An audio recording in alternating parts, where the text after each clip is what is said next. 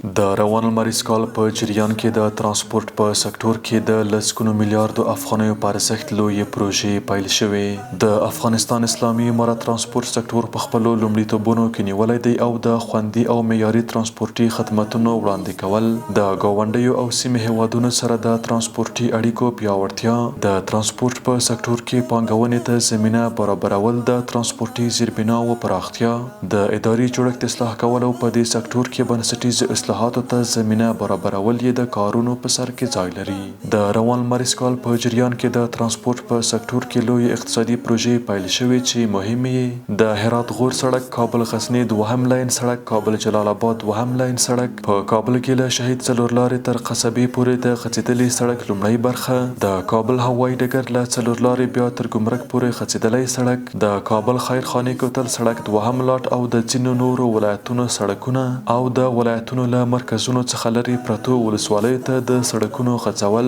او د ریل پټلۍ له لارې د سیمې او ګاونډیو هیوادونو سره د هیواد نښلولو چارې هم په چټکۍ سره دوام لري. له دې پروژو څخه یوه هم د خافرات اوسپنې پټلۍ د څلورمې قطعې دوهمه برخه ده چې په پلي کېدو سره به یې د سیمې هیوادونو سره سوداګري پراختیا ومومي. د دغو پروژو په پیل سره زرګونو کسانو ته د کار زمینه برابره شوې ده او په بشپړېدو سره به یې د ترانسپورت په برخه کې ګڼې اسانتیاوې هم رامنځته شي.